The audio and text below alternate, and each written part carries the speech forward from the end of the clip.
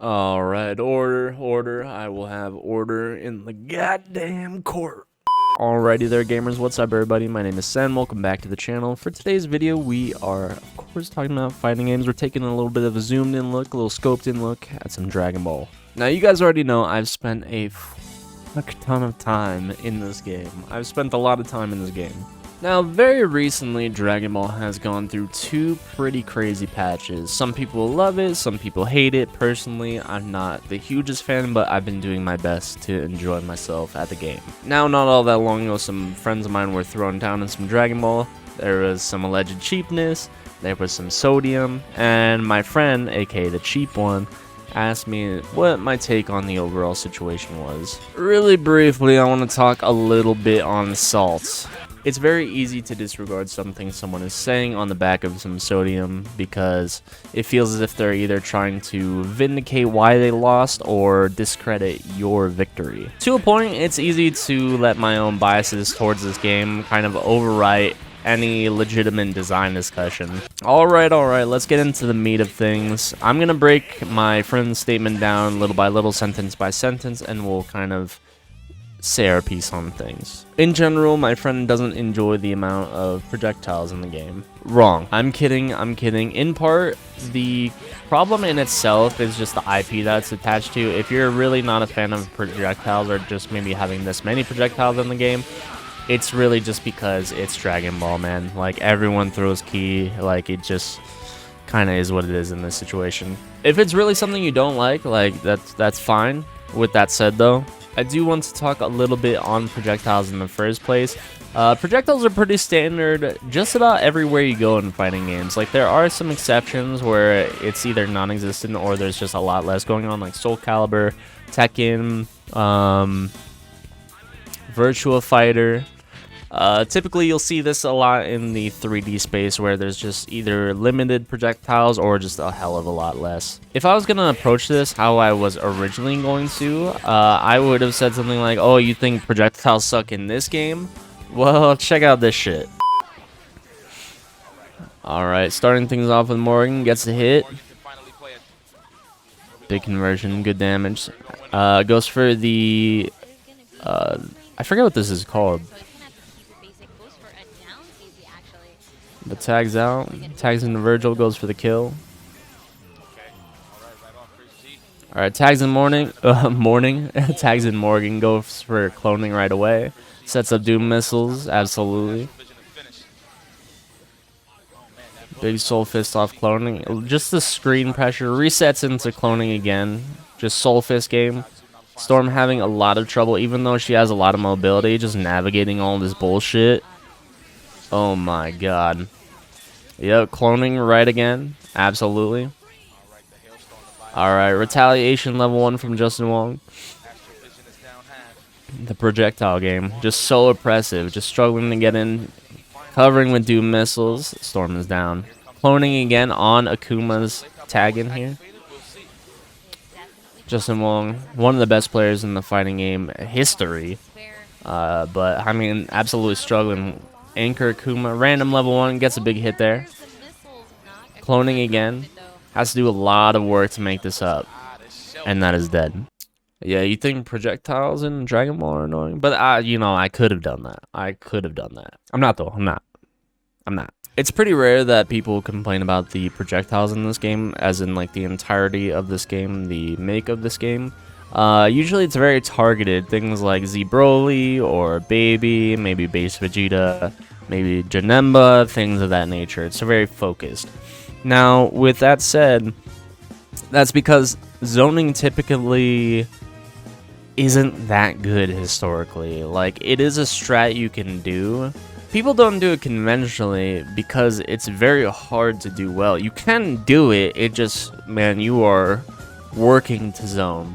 And if someone's not doing it well, like, the answer to zoning is very easy. Like, if my opponent's just mindlessly throwing ki blasts, like, I'm just gonna super dash. Alright, moving on.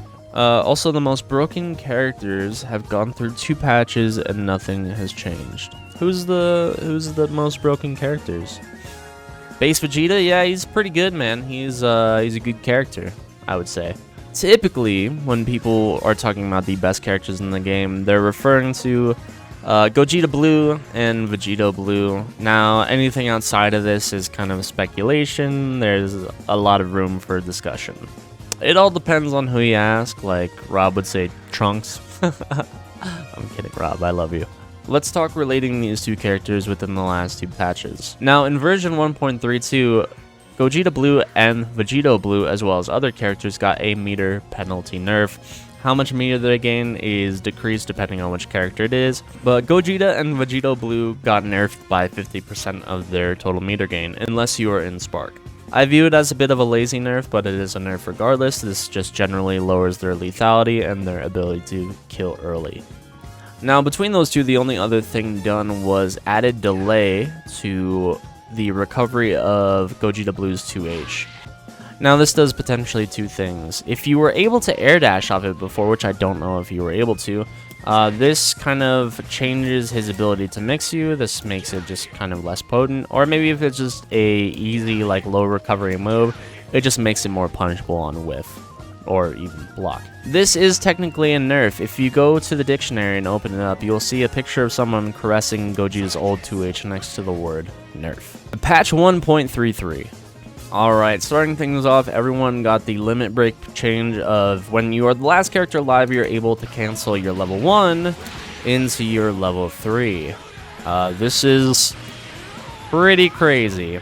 And for Vegito, you can spend that extra bar, of course, but everyone got the change. It's a buff for everyone, so you can't really slap anyone in particular on the wrist for this. To the actual characters themselves, let's start with Vegito.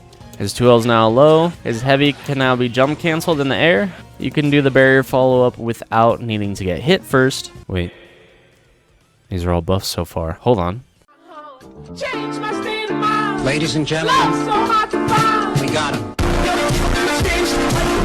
Alright, Gogeta Blue. The standing light follow-up 2 is now faster. More stun on his 5S and his JS. Punish Driver combos into itself now because he needed that. Afterimage Kamehameha is now +2 because he needed it. So you're telling me they buffed these busted ass characters. Now why would they do that? Do you want to know why? I'll tell you why. This is very likely and potentially the last patch of the game. They don't want the definitive version of any character, out of what it sounds like, to be weak or weaker. These patches aren't for like balancing the game, they are to kind of release this game into the wild and to never touch it again.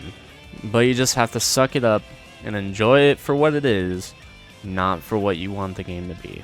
I've had to come to terms with that myself. Alright, next up, it feels like neutral is staying full screen and throwing projectiles, or using C-assist to poke until someone makes a mistake, making the game more reliant on not making mistakes as opposed to being mechanically better or more game knowledge. Have you ever played a good Nappa, Android 18, or Fat Boo?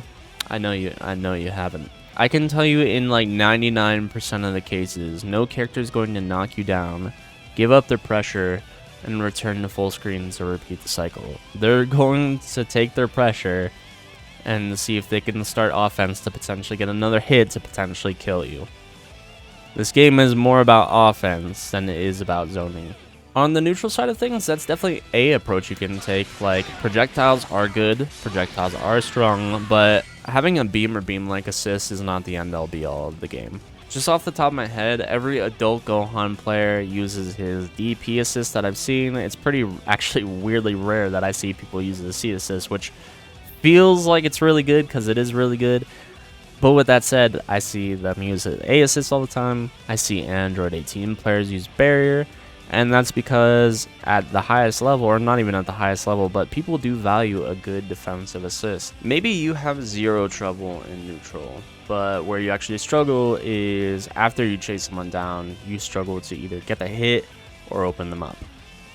With that in mind, you might consider something along the lines of Gotenks A, aka Galactic Donut, or Kid Buu A, which is his like gumball attack, like high block stun, like lots of hits, will keep you blocking something for a while, so that you actually have a chance to mix your opponent up. convert anything like this into beam. Nice. Ghost Oki. See, now he would just back away, right? He would just... No? He went in trying to mix his opponent? That doesn't make any sense now. The assist that you find valuable is just totally up to you. It just depends on what you feel like you want in a team, whether it's just for a different team, different playstyle, or what you feel like you're needing help with. It's dependent on you. If you want to see a change, you have to make the change. Like, I experiment with defensive assist too. You could look at Blue Goku B is like somewhat defensive. It doesn't go that far. It's his tackle ability, kind of used for comboing, kind of used for strings, kind of uses like a wall. If someone's dashing into the ground, you can stop them. It's a lariat-like move, so that's what you use it for. You could almost think of a lariat as somewhat defensive in a way. Now, if this game wasn't about mechanically being better or sound or whatever you want to call it, players like Sonic Fox wouldn't have been as consistent as they were. Players like Goichi, Fenrich, Wawa, Wade, Nitro Bros, Yasha, those players would have just drowned in pools if it truly wasn't about being better. Like, but that's the thing, you have to be better. Yeah, I've fought Nitro. We played 7 games. I only won 1, and it was the first one, and Chansar, he wasn't used to my playstyle. Like, he was adapting to me. After that, like, we had some close ones, but he won the rest. If it wasn't about being better, like, I probably would have won more. I mean, I was sick, but still. This is a PSA for anyone that's losing to a masher or some scrubby bullshit. You're not better. That goes for me too. I have and will continue to lose to mashy bullshit. I have to get better. If you want to spend time to get better at a game, go for it. Do it. I commend you. Absolutely.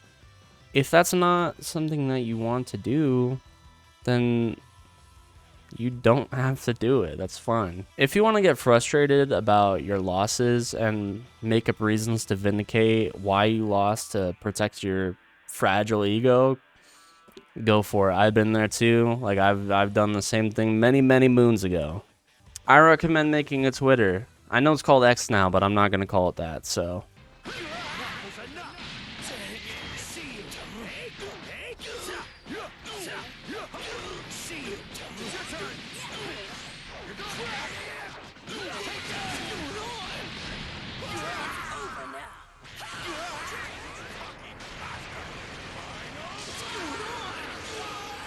Nice. Alright, y'all. Well, I think that's going to do it for us. If you guys want to see more, remember, check out the rest of the channel. In the description, there's links to not just my channel, but my friends' channels as well. And anyways, I think I'll see you guys later. Peace.